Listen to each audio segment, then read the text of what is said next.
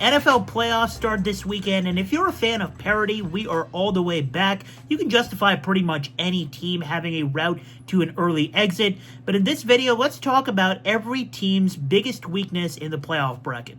Let's get the Carolina Panthers out of the way. Shout out to the receiving core and the improved defense for winning the NFC South and helping us win a future in the Ball Institute Discord. But I think we can all agree that Bryce Young and his 20 danger plays and 13 interceptable passes are the obvious handicap here. So the Panthers' biggest weakness is the quarterback position. Once the Panthers get eliminated, Carolina is probably going to look elsewhere for long-term solutions at quarterback because Bryce Young is not a starter in this league long-term. The Los Angeles Rams are probably the team with the least to criticize and were, for a majority of the season, might pick to win the NFC and perhaps win it all. But recently, they've had some struggles on both sides of the ball, but I think the offense will be just fine with Davante Adams back. Their biggest weakness is their secondary. Despite having one of the best pass rushes in the league, they've been pretty exploitable on early downs, and since Week 10, they rank number 20 in dropback EPA per play allowed on first or second down. If they face a team with a strong offensive line, I think they could give up some huge chunk plays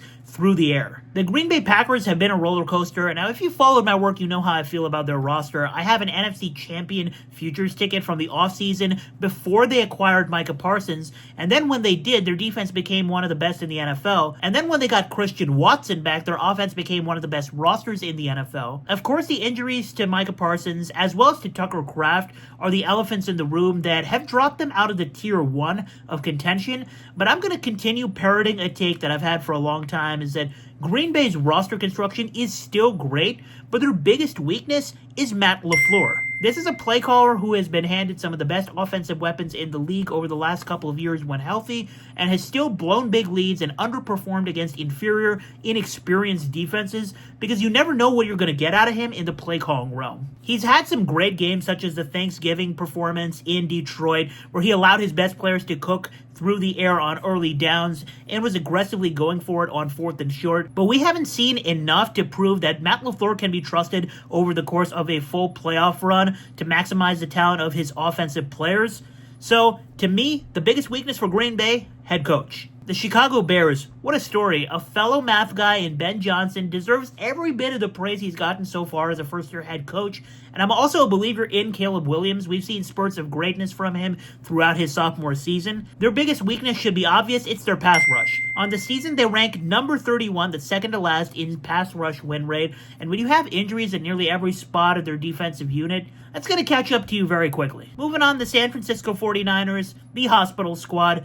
The fact that they're even here is a testament to incredible roster building and coaching by Kyle Shanahan, one of the best in the game. Despite one of the wildest medical histories in the league over the last couple of years, as well as some wide receiver drama off the field, they're still here in the playoff bracket. You got to give them credit for that. But if their primetime matchup a couple of weeks ago against the Bears didn't prove it already, I don't know what will. This defense cannot guard a parked car, especially with the injuries they've gone through this year. This one's pretty easy. The 49ers' biggest weakness, everything about that pass defense. They rank number 29 in pass rush win rate on the season and number 24 in dropback EPA per play allowed since Week 10.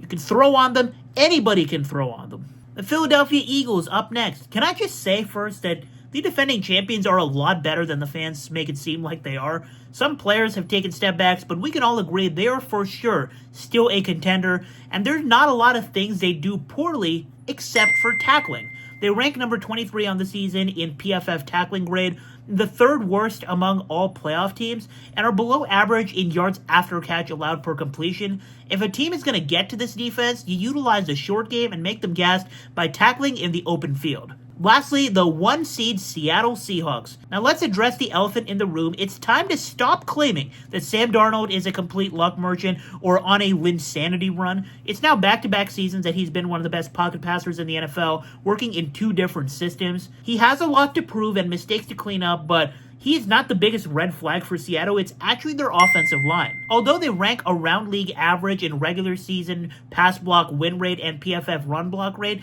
they rank number 20 in PFF pass block rate And it doesn't help that Charles Cross is still not fully healthy during their bye week. They need that bye week, but when they're back, the offensive line still has concerns. Darnold has actually been one of the league's most accurate quarterbacks this season when he has been pressured, but of course, like all pocket passers, there is a significant dip in production when he has to get the ball out quicker. There's loads of good pass rushes in a playoff run, and sacks could end up being a major problem with Seattle. Switching over to, I'd argue, the even more chaotic AFC, it all starts on Sunday with the Buffalo Bills. You hear the noise about the pressure surrounding Josh Allen now that Patrick Mahomes is finally out of his playoff path, but this Bills roster building also happens to be pretty unjust because there are multiple glaring weaknesses in Buffalo. The cornerback play has been a problem for years, the run defense gives out explosive plays like a drive-through on Christmas, but to me their biggest weakness is the wide receiver room because frankly, the support staff for Allen is one of the worst of any playoff team, arguably the worst among the playoff teams this season. The offensive line has given Josh Allen some time to create this year,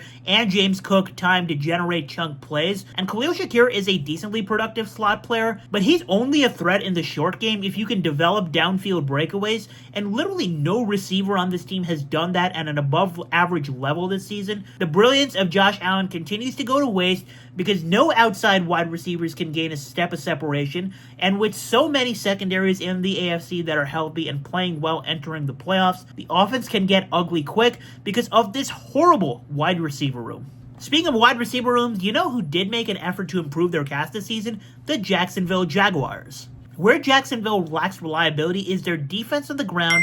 They rank number 31 in run-stop win rate, so they can be exploited by the explosive rush attack, which, like Buffalo, some of the AFC's top dogs can beat you with. So although they are one of the more balanced rosters in the conference, Jacksonville's clearest weakness, their rush defense. Next up, the Los Angeles Chargers, and this is probably the easiest call of the entire video. Justin Herbert and his improved coaching staff deserve better, not just in the injury department, but from the competence of their offensive line, which is essentially non-existent. They are a bottom 2 pass block unit, a bottom 2 run block unit, and if the Chargers win a playoff game, they would be one of the worst offensive lines in modern NFL history to do so. Justin Herbert's journey in the playoffs is likely going to be short again, and even if he plays the perfect hero ball we know he's capable of, it can look ugly for the team, the Bolts' biggest weakness, offensive line. Moving on to my New England Patriots, perhaps the Cinderella story of the NFL this season. The casuals will tell you they've only won games because of the schedule, but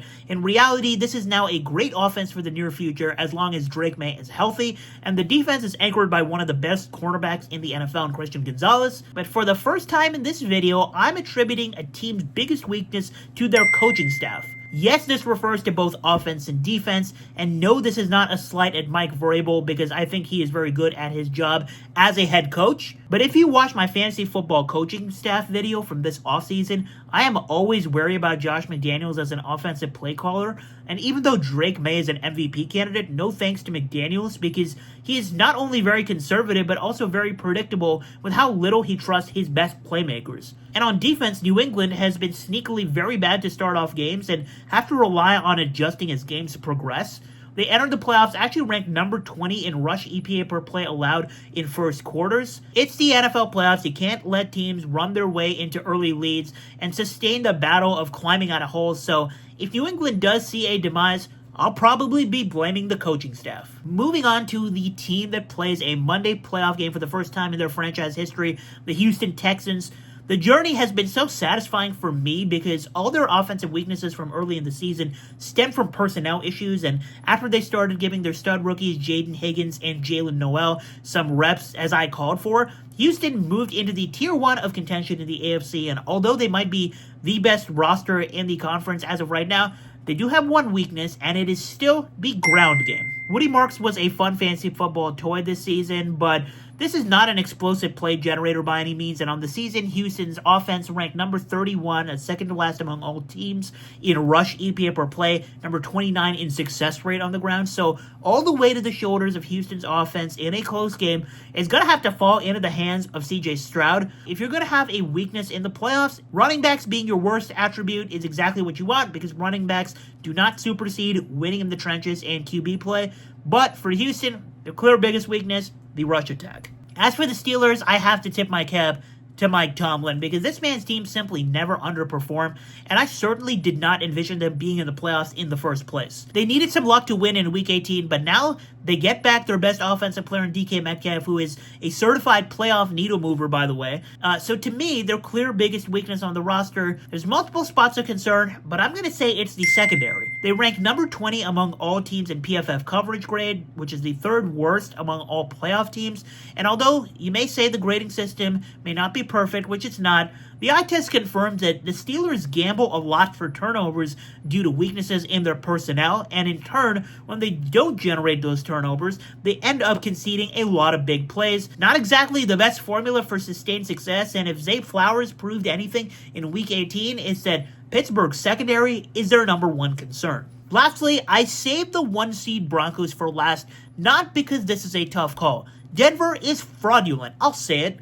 Not just because they were analytically one of the luckier teams in the league on their way to a first-round bye this season, but because their biggest weakness is the most important one in this game, and it's easily the quarterback. Despite playing behind an elite offensive line and not having much to do heroically playmaking alongside a top-performing defense, Bo Nix has been ultra inefficient, especially with the Broncos coaching staff discouraging him from becoming a scramble-first quarterback. So this guy is now a second-year pocket passer who led the league in interceptable passes and was one of the worst starting quarterbacks in the league by Player Profiler's true passer rating metric and true completion percentage metric. I didn't think I would see a 1-seed more fraudulent than the 2021-22 Titans, but we have one here in Denver, and the stands aren't going to like it, but the top reason is Bo Nix. I tweeted out my bracket for the entirety of the NFL playoffs, and if you want to see my bets every day for playoff football, check out the Ball Institute Discord. Link is in the description and on the screen.